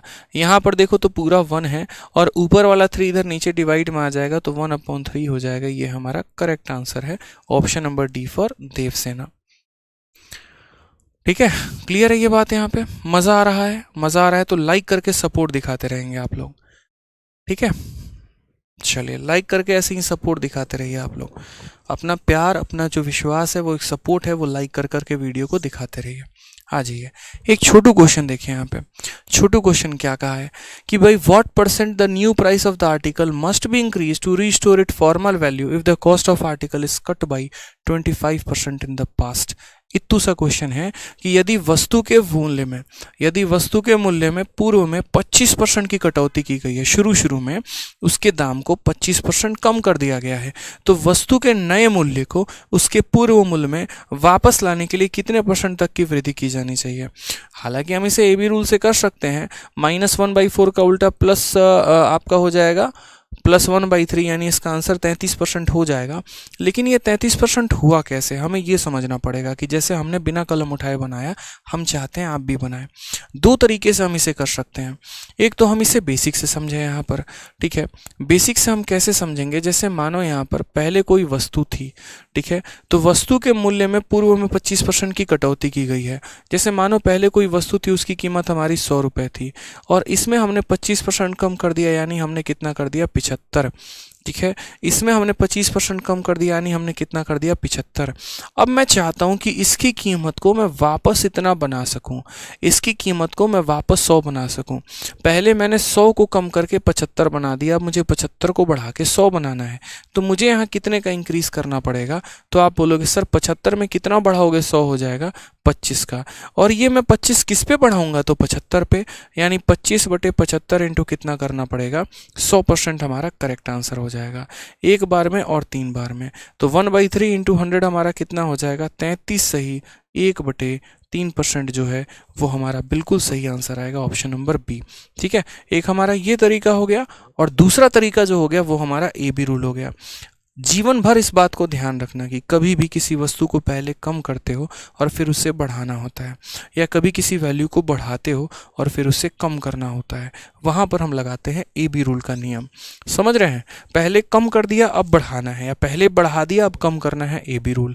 तो आप मुझे बताओ यहाँ पर 25% की फ्रैक्शन वैल्यू कितनी होती है, 1/4, और कमी करनी है, यानी यहाँ क्या बोलोगे सर, -1/4 है। ए बी रूल के नियम के अनुसार माइनस का उल्टा प्लस होता है, 1 के जगह पर 1 होता है, 4 - 1 3, और 1/3 जो होता है वो परसेंट में कितने के बराबर होता है, तो 33 सही 1/3% के बराबर, ठीक है। 33 सही 1/3% के बराबर। क्लियर है मेरे भाई, चलिए मज़ा आ रहा है, आ जाइए। अब आप लोग मुझे कमेंट बॉक्स में तुरंत इसका आंसर दीजिए कि अगर मैंने पहले किसी वस्तु के कीमत को 10% मैंने कम किया है तो अब मुझे उसकी कीमत को कितना % बढ़ाया जाना चाहिए ताकि मैं उसकी वस्तु की फाइनल वैल्यू को लेकर आ सकूं। जैसे मानिए पहले मैंने आपके इनकम को 10% कम कर दिया, अब मैं आपके इनकम को कितना बढ़ा दूं कि वापस आपकी उतनी ही इनकम हो जाए जितनी थी पहले। ठीक है, तो आप यहाँ क्या बोलेंगे, आप यहाँ बोलेंगे सर 10% की वैल्यू हमारी 1/10 होती है, मैंने कम किया है तो माइनस होगा, माइनस का उल्टा प्लस होता है, ऊपर वाला ऊपर वाले के जगह रहता है, 10 - 1 9 और 1/9 कितना होता है सर परसेंट में, 1/9 जो होता है वो 11 सही 1/9% होता है। ये हमारा करेक्ट आंसर है। ठीक है, बाकी मैंने फिर भी आप लोगों को कहा था कि परसेंटेज का कतई बेसिक अगर पढ़ना है तो percentage by Aditya Ranjan YouTube पर टाइप करना, शुरू के हमारे 1-1.5 घंटे वाली जो पूरे 12 घंटे की वीडियो है उसके शुरू के 1-1.5 घंटे देख लेना। तो ये जो हमारा 1/9 इतना कैसे हुआ, ऐसी छोटी मोटी बातें वहाँ से मिल जाएंगे। ठीक है, चलो आओ CHSL का एक और क्वेश्चन देखते हैं जो आपके पेपर में 2022 में पूछा गया। क्या कहा गया, the price of a tablet is first increase by इतना and then decrease by 2.5% due to reduction in sale, what is the net percentage change in final price of the tablet.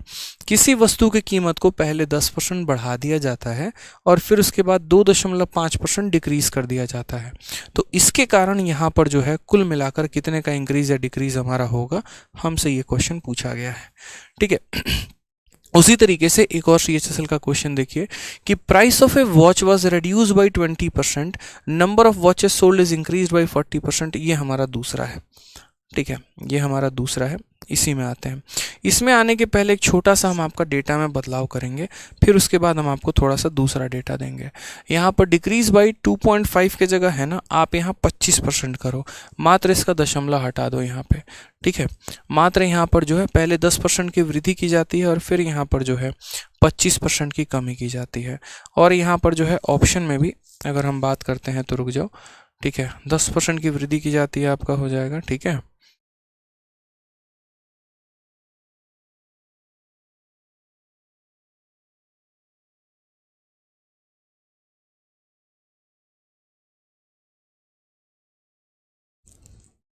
Option में भी थोड़ा सा बदलाव करेंगे यहाँ पर, और ऑप्शन में भी बदलाव यहाँ पर क्या करेंगे, डिक्रीज बाई यहाँ पर जो है ना हमारा ऑप्शन, इसमें हम थोड़ा सा बदलाव यहाँ कर देंगे और इसका आंसर सही करेंगे। ठीक है, 2-3 ऑप्शन मात्र मैं यहाँ पर ऐसा कर रहा हूँ, डिक्रीज बाई यहाँ पर। ठीक है, 2 ऑप्शन है हमारे, हम यहाँ बदल रहे हैं, आप इसे देखिएगा। एक में मैंने 17.5 कर दिया है और एक में मैंने 35% कर दिया है। अब आप बताइए, ऐसे सवालों को जो है हम यहाँ पे एक नहीं, दो नहीं, कई सारे तरीक़ों से कर सकते हैं। आप अगर चाहें तो इसमें आप सक्सेसिव का भी नियम लगा सकते हैं और आप इसमें चाहें तो रेशियो का भी नियम लगा सकते हैं। सक्सेसिव क्या होता है, रेशियो क्या होता है, हम आपको दोनों बताते हैं। सबसे पहले आप यहाँ रेशियो मेथड जानिए कि रेशियो मेथड होता क्या है और हम लगाते कैसे हैं। जब भी कोई वैल्यू लगातार तरीके से बढ़ती चली जाए या लगातार तरीके से कम होती चली जाए तो वहां पर हम इसका प्रयोग करते हैं। आप सवालों को देखो जरा यहाँ पर, तो क्वेश्चन में आपको क्या कहा है, प्राइस जो है पहले 10% बढ़ गया, आप मुझे बताओ 10% की फ्रैक्शन वैल्यू कितनी होती है, तो बोलोगे सर 1/10 होती है, यानी पहले हमारी कीमत 10 थी तो अब 10 में 1 बढ़ा दिया तो कीमत हमारी कितनी हो गई, 11 हो गई। फिर उसके बाद यहाँ पर कहा गया कि वो डिक्रीज हो गई है कितने से, 25% से। अब मेरे भाई 25% की जो फ्रैक्शन वैल्यू होती है ये हमारा कितना होता है, तो 1/4 होता है। यानी हम यहाँ पर ये कहेंगे कि सर कीमत हमारी 4 थी तो 4 में हमारा 1 का कमी हो गया, यानी सर नया कीमत हमारा कितना हो गया, तो 3 हो गया सर। इस हिसाब से पहले यानी 10 × 4 हमारा 40 का होना था सर कमाई। ठीक है, या 40 हमारी वैल्यू थी और 11 × 3 हमारा 33 हो चुका है, यानी सर कमी आई है। कितने की कमी आई है, 7 की आई है, और कितने के ऊपर आई है, 40 के ऊपर। तो 7/40 × 100% जो है ये हमारा क्या आ जाएगा, सीधा सीधा मेरे भाई यहाँ पर आंसर आ जाएगा, ये हमारा सीधा सीधा आंसर हो जाएगा। ठीक है, 20 से हमारा 2 बार में, 20 से हमारा 5 बार में, 35 का आधा, और 35 का आधा हमारा कितना हो जाएगा, 17.5% जो है ये हमारा करेक्ट आंसर हो जाएगा, यानी डिक्रीज बाई 17.5%। ये हमने किस मेथड से किया है, तो ये जो है हमारा नॉर्मल सा बेसिक सा एक रेशियो मेथड है मेरे भाई, समझ रहे हैं यहाँ पे। ठीक है, बाकी हम इसे सक्सेसिव से भी कर सकते हैं, बट मुझे अभी नहीं लग रहा है ऐसा ज़रूरत यहाँ पर कि सक्सेसिव लगाने की आवश्यकता है। ठीक है, जब सक्सेसिव लगाने की आवश्यकता होगी तो हम ज़रूर लगाएंगे। क्लियर है ये बात? यहाँ पे कोई टेंशन की बात है कि वैल्यू पहले 10 से 11 हो गई, फिर 4 से 3 हो गए यानी 40 से 33 हो गया, और 40 से 33 हो गया यानी 7 की कमी कितने के ऊपर? 40 के ऊपर। अब हम अपने ओरिजिनल सवाल पर आ जाते हैं। ओरिजिनल सवाल का मतलब जो एक्चुअल में वास्तविक में डेटा आपका परसेंटेज में दिया गया था, जो आपके एग्जामिनर ने आपको डेटा दिया था, ठीक है, उसने डेटा में यहाँ पर जो है 25 नहीं दिया था, 2.5 दिया था। एग्जामिनर बदमाश है यार, मतलब क्या ही बोलोगे, पूरी बदमाशी पेपर में दबंगई दिखाता है वो, ठीक है। आपको कुछ नहीं करना है, तब भी आपका 10% हमारा किसके बराबर आ जाएगा? 1/10 के। अब दिक्कत आएगी आपको 2.5% के लिए, कोई बात नहीं, 2.5% है। फ्रैक्शन में बदलने के लिए क्या करेंगे? 2.5 करेंगे। परसेंट का जो है हमारा बट्टे में कितना आ जाएगा? 100 आ जाएगा। दशमलव उड़ा दोगे तो नीचे 0 हो जाएगा। 25 से एक बार में जाओगे और 25 से कितनी बार में? 40 बार में, यानी ये फ्रैक्शन 1/40 के बराबर है। ये जो फ्रैक्शन है वो 1/40 के बराबर है, और ये फ्रैक्शन 1/10 के बराबर है। यहाँ पर ये इंक्रीज हो रहा है और यहाँ पर ये डिक्रीज, यानी यहाँ अगर हम बात करें तो 10 की वैल्यू हमारी 10 जमा 1 11 हो जाती है, और यहाँ पर 40 की वैल्यू में 1 की कमी हो जाती है, यानी ये 39 हो जाता है, ठीक है। अगर हम यहाँ पर देखें तो 40 और 10 का गुना हमारा 400 हो जाएगा भाई, और यहाँ देखें 11 का गुना तो देखो पहले 9 यहाँ साइड में रखना, 9 3 12 तुम्हारा 2 हो गया, और ये हो जाएगा इतना 429 हो जाएगा। गुना करना भाई तरीका आना चाहिए। आप मुझे बताओ इंक्रीज कितने का हुआ? तो बोलोगे 29 का इंक्रीज हुआ है सर, और कितने के ऊपर हुआ है? तो 400 के ऊपर हुआ है, तो 29/400 इंटू हमारा कितना हो जाएगा? 100%। इतने परसेंट का मेरे भाई जो है वो हमारा इंक्रीज है। खत्म हो जाएगा ये हमारा। 4 से इसे काटो, 4 का 7 गुना हमारा 28 होता है। इंक्रीज के साथ 7 किस ऑप्शन में है? तो ऑप्शन नंबर बी में है, यानी यही हमारा करेक्ट आंसर है बस, ठीक है, कि इंक्रीज भी हो रहा है और 7 भी है, तो ऑप्शन नंबर बी जो है वो हमारा करेक्ट आंसर है, ठीक है। हम इसे एलिगेशन से भी एलिगेशन कह रहे हैं, सक्सेसिव से भी कर सकते हैं, बट आवश्यकता नहीं है, ठीक है। चलिए आ जाइए, कुछ इस प्रकार के सवाल हम यहाँ देखते हैं। हमारे सवालों में यहाँ पर कहा गया है, क्या है वो देखिए। When the price of a watch was reduced by 20%, number of watches sold is increased by 40%. What is the effect on sale in percentage? ठीक है, जैसे ऐसा सवाल होता है कि घड़ी की कीमत में 20% की हम कमी कर देते हैं, तो बेची गई घड़ियों की संख्या 40% की वृद्धि हो जाती है। कीमत कम होगी तो जाहिर सी बात है लोग एकदम भौकाल मचाएंगे, पूरा का पूरा जाके खरीदेंगे। अब खरीदेंगे तो यहाँ पर उनकी संख्या में 40% की वृद्धि हो जाएगी, बढ़ते जाएगा, सेल और बढ़ जाएगा और बढ़ जाएगा। अब पेपर में यहाँ पर क्या होता है, संख्या के जगह पर कई बार सेल शब्द का इस्तेमाल करता है, कई बार जो है अलग अलग टेक्निकल टर्म्स रेवेन्यू शब्द का इस्तेमाल करता है। ध्यान रखना है आपको यहाँ पर, ठीक है। तो प्रतिशत बिक्री पर क्या प्रभाव पड़ेगा? मान लीजिए आप एक नजरिया देखिए, आप दुकानदार हैं। अगर आप दुकानदार हैं तो कैसे बेचते हैं? मान लीजिए आपने यहाँ पर जो है वो घड़ी बेची है आपने 1000 रुपए की एक घड़ी, और आपने यहाँ पर 2 घड़ियाँ बेच दी हैं, तो आपका कलेक्शन कितने का होगा? 2000 का। यानी अल्टीमेट में अगर हम बात करें तो हम अगर प्राइस को नंबर ऑफ वॉच से यहाँ पर गुना करते हैं तो मेरे भाई यहाँ पर क्या मिलने वाला है? तो यहाँ पर जो है प्राइस को नंबर ऑफ वॉच से गुना करने पे हमारा टोटल पैसा, टोटल हमारी कमाई मिलने वाली है। समझ गए इस बात को? यहाँ पर टोटल हमें क्या मिलने वाला है? तो हमारी कमाई मिलने वाली है। अब हम यहाँ देखते हैं, तो हमारा जो प्राइस है वो हमने यहाँ लिख दिया, उसके बाद हमने उसको नंबर से गुना कर दिया, तो हमारी यहाँ पर क्या आ जाएगी? तो एक तरीके से हम कहेंगे सर हमारी कमाई आ जाएगी। मैंने कितने घड़ी बेची और उनकी कितनी संख्याएं बेची हैं, आप मुझे बताइए। अगर हम प्राइस की बात करते हैं 20%, 20% का फ्रैक्शन वैल्यू 1/5 होता है।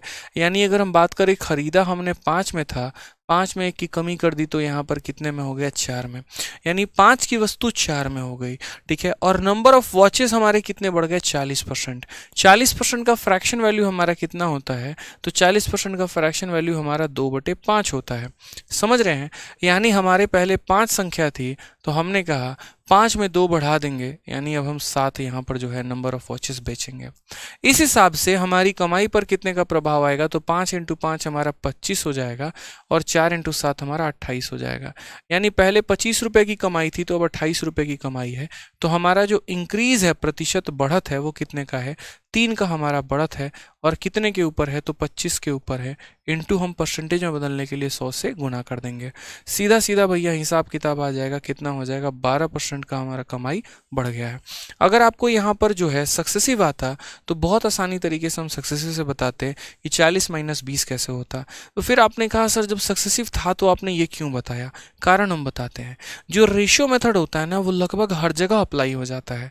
जैसे मानो अगर यहाँ 20% के जगह पे 11/1/9 होता और यहाँ 40 के जगह पे 12.5 होता तो आपका रेशियो से बनता, फिर सक्सेसिव से नहीं बनता। तो अक्सर ऐसे मेथड को सीखने की कोशिश किया करिए जहां से कम एक नहीं 2 सवाल आपके बन जाए। ठीक है, डेटा कुछ भी रहे लेकिन आपका क्वेश्चन बनना वो जरूरी है। ठीक है, चलो आ जाओ। नेक्स्ट क्वेश्चन देखो हमारा सीपीयू का बहुत ही प्यारा सवाल। क्या कहा गया, रमेश की मासिक आय 16,500 रुपये थी, उसका मासिक खर्चा 10,500 रुपये था। अगले वर्ष उसकी आय में 25% की वृद्धि हुई, उसके खर्चे में 19% की वृद्धि हुई, बचत में जो है वो प्रतिशत हमारी वृद्धि कितने की होगी। ये हमसे क्वेश्चन में कहा गया है। इस क्वेश्चन को हम यहाँ नहीं कराएंगे क्योंकि ऐसे करवाने में ना बहुत वाहियात मेथड हो जाएगा ये। हम आराम से इस क्वेश्चन को जो है वो एलिगेशन जब करवाएंगे ना तो 2000% ऐसे सवालों को हम करवाएंगे वहां पे। ठीक है, अभी रहने दो, अभी एलिगेशन बताना पड़ेगा पूरा एक क्वेश्चन के चलते और उसका फायदा हमें मिलने वाला यहाँ पर नहीं है। ठीक है, चलते रहिए। बिल्कुल 10,000 तक जो है वो लाइक जाना चाहिए। आ जाइए, नेक्स्ट क्वेश्चन देखिए क्या कहा है। कहा गया है 2 उम्मीदवारों के बीच हुए एक चुनाव में उम्मीदवार को कुल वैध मतों के 60% मत प्राप्त होते हैं, 20% मत जो होते हैं वो हमारे अवैध थे। मतों की कुल संख्या इतनी थी तो दूसरे उम्मीदवार को प्राप्त वैध मतों की संख्या कितनी होती है। यानी यहाँ पर जो है वो इलेक्शन के लगभग यहाँ पर जो सवाल है वो हमसे पूछा जाता है इलेक्शन के बारे में। ठीक है, तो इलेक्शन के बारे में पूछा जाता है तो हम यहाँ पर जो है वो क्वेश्चन कैसे बनाते हैं, इलेक्शन होता क्या है, चुनाव। ठीक है, भारत में अगर एक त्यौहार की बात करें यहाँ पर तो चुनाव भी एक तरह का त्यौहार है। ठीक है, यहाँ पर जीत हार तो चलते रहती है, मज़ा भी हमारा उतना ही आता है। ठीक है, यहाँ पर सारे काम धंधा छोड़ के हम लोग भी बेरोजगार हो जाते हैं कि भैया कौन जीत रहा है कौन हार रहा है। तो अगर हम इलेक्शन की बात करते हैं यहाँ पर तो इलेक्शन के बारे में समझिए। इलेक्शन में हमारे 2 लोग होते हैं, एक हमारा जीतने वाला है जिससे हम बोलेंगे सर विनर हो गया हमारा ये, और दूसरा हमारा हारने वाला है जिससे हम बोलते हैं ये लूज़र हो गया। ठीक है, दूसरी बात यहाँ पर ये दोनों कितने वोटों से जीते या कितने वोटों से हारे, ठीक है, ये इनका डिफरेंस हो जाता है। मतलब अगर मान लीजिए कि कल के दिन कोई इनका डिफरेंस 100 वोटों का है तो जीतने वाला ये कह सकता है हम 100 वोटों से जीते हैं और हारने वाला ये कह सकता है कि हम 100 वोटों से हारे हैं। अब चुनाव में किन किन शब्दों का इस्तेमाल होता है, तो सबसे पहला यहाँ पर जो शब्द इस्तेमाल होता है वो होता है आपका टोटल वोट, कि एक गाँव में वोट देने वाले हैं कितने।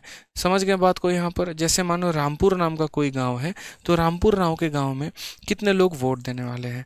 दूसरी जो चर्चा यहाँ पर चलती है वो टोटल वोट के बाद यहाँ चलता है वैलिड वोट का, कि वहाँ पर जो वोट है ना उसमें हमारे कितने वैलिड हैं कितने सॉलिड हैं। मतलब जो लोग वोट देने जाए, अच्छा वैलिड छोड़ो, यहाँ पर पहले तो यहाँ पर जो है वोट कास्टेड और नॉट कास्टेड शब्द की इस्तेमाल की जाती है कि यहाँ पर कितने लोगों ने वोट दिया। वोट कास्टेड का मतलब होता है कि आपके गाँव में 100 लोग हों लेकिन वोट देने मात्र 80% गए हैं, यानी 80 लोग ही वोट देने गए हैं। फिर तीसरा होता है हमारा वैलिड वोट होता है। वैलिड का मतलब यहाँ पर क्या होता है कि जो भी लोग यहाँ पर वोट देने गए हैं उसमें से कितने लोगों का वोट जो है वो मान्य है। मानो 80 लोग वोट देने गए हैं, पता चला 10% लोग ऐसे थे जो यहाँ पर 2-2 लोगों को वोट देकर आ गए, दोनों इनके फेवरेट थे, वो इनवैलिड हो जाएगा हमारा। समझ गए यहाँ पे, ठीक है। अब वैलिड के बाद अगर हम यहाँ बात करते हैं तो ये जो बाद में जो वोट डिसाइड होता है वो विनर को जाता है, लूजर को जाता है, इस तरीके से करके वोटों का यहाँ पर वितरण होता है। आ जाइए सवाल पर हम चलते हैं। सवाल में हमसे क्या कहा है, कहा गया है कि 2 उम्मीदवार के बीच हुए एक चुनाव में एक उम्मीदवार को कुल वैध मतों के 60% मत प्राप्त हुए हैं, 20% मत अवैध थे। यानी हम यहाँ पर कैसे करेंगे, हम इसे सीरीज से भी कर सकते हैं और हम इसे नॉर्मल मेथड से भी कर सकते हैं। तो मान लीजिए कि हम यहाँ पर कहते हैं कि भैया हमारा टोटल वोट हमारा कितना था, तो टोटल वोट हमने मान लिया 100x मान लिया हमने। समझ गए यहाँ पे। फिर उसके बाद कहा गया 20% of the vote were invalid. ठीक है, 20% लोगों ने वोट बेकार कर दिए, भाई मजा नहीं आया मतलब। ठीक है, समझ गए यहाँ पर। तो इसमें से अगर हम इसका 20% निकाल दें, 100 का 20% 20 ही होता है, तो जो बच जाएगा हमारा ना, ये हमारा हो जाएगा वैलिड वोट, यानी ये हमारा उन लोगों का वोट होगा जो यहाँ पर वोट देने गए हैं, ये वैलिड वोट हो जाएगा भाई। ठीक है, कोई टेंशन की बात है। उसके बाद यहाँ पर क्वेश्चन में क्या कहा गया है, आज लाइट इतनी ज़्यादा हो गई है ना, फ्लेक्स फ्लेक्स मार रहा है, आंखों में दर्द कर रहा है यार, मेरे आंखों में आज तक दर्द नहीं होता है,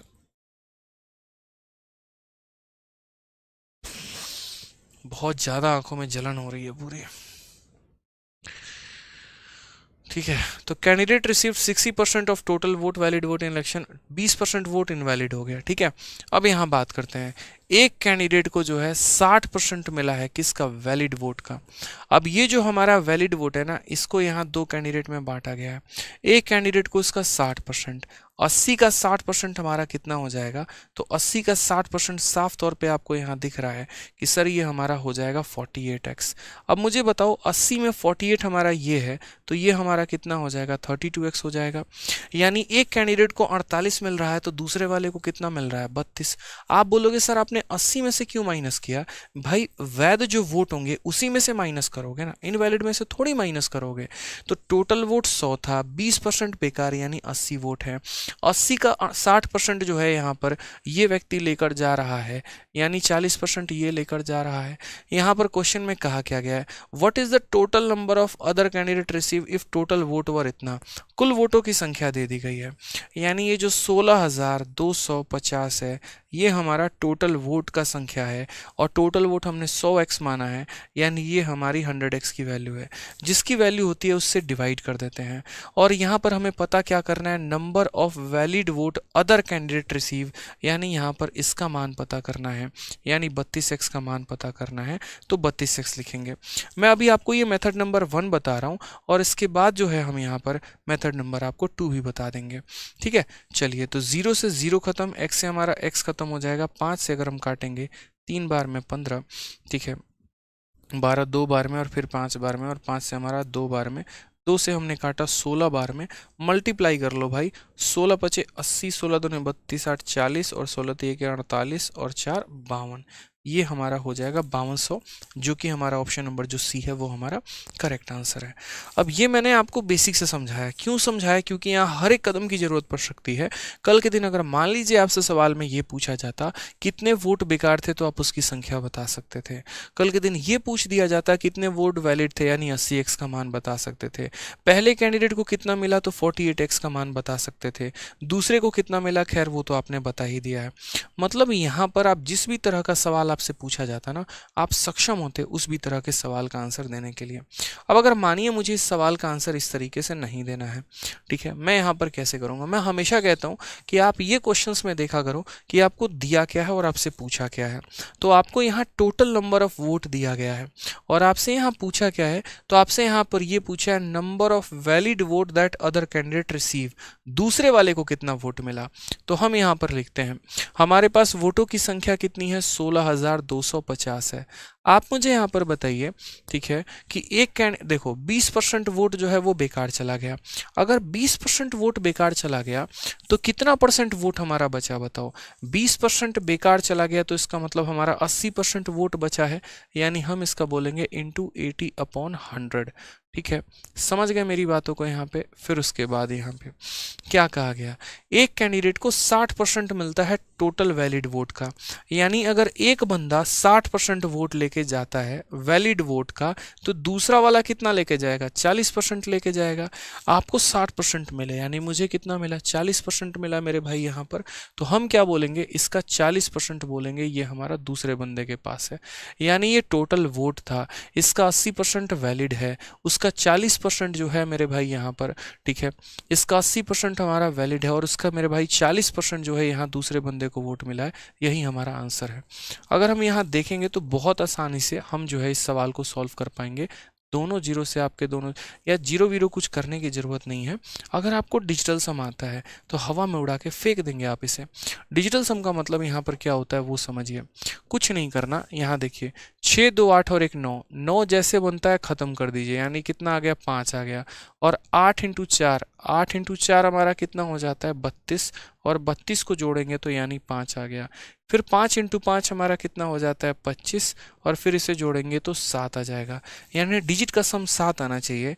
एक ही ऑप्शन का देखो यहाँ 9 खत्म 9 खत्म, यानी इसका डिजिटल सम हमारा कितना है 2 है।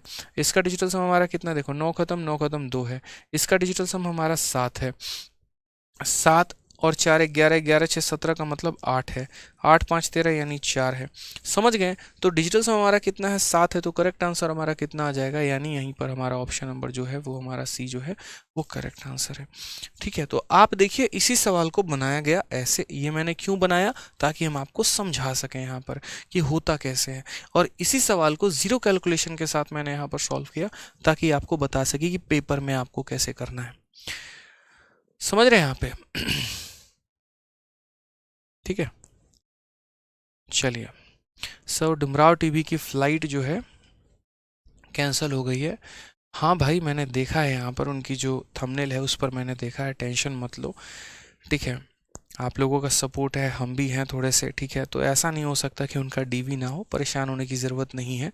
ठीक है, अगर मान लीजिए जिस दिन आपका डॉक्यूमेंट वेरिफिकेशन होता है, अगर आप उस दिन भी नहीं पहुंचते हैं, आप 1-2 दिन के बाद भी पहुंचते हैं, तब भी उसका जो है आराम से आपका डॉक्यूमेंट वेरिफिकेशन हो जाएगा। तो ऐसा कभी नहीं होता कि डॉक्यूमेंट वेरिफिकेशन वाले दिन आप ना पहुंचो तो नहीं होता है। अगर आप लोगों को एक छोटी सी बात बता दें, अपने जीवन के बारे में थोड़ा सा शेयर हम कर दें।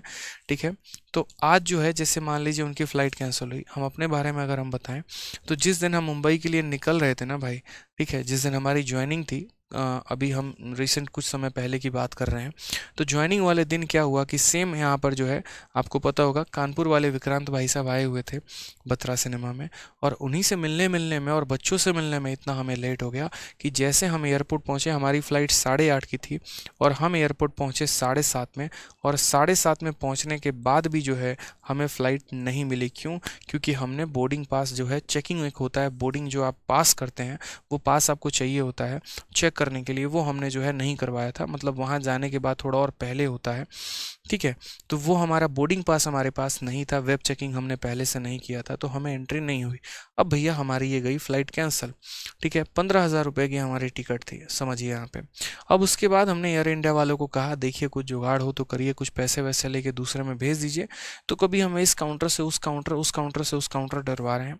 ठीक है, हम डरे भागे सहमे यहाँ से वहाँ भाग रहे हैं, हमारे पास इतना समझ नहीं आ रहा बुद्धि हमारी। ठीक है, फिर लास्ट में जाकर यहाँ पर एयर इंडिया वाले, मतलब एयर इंडिया क्या छोड़ो, मतलब फ्लाइट वाले होते ही कतई बकवास है। ठीक है, इतने घटिया होते हैं, मतलब आप कह नहीं सकते, सर्विस 1% भी अच्छी नहीं होती है। ठीक है, फिर उसके बाद उन्होंने जो है फाइनली जाकर जो है एक बिजनेस क्लास में हमें यहाँ पर सीट दिया, और उसकी मुझे जहाँ तक आज भी ध्यान है टोटल 32,000 रुपये लगे थे।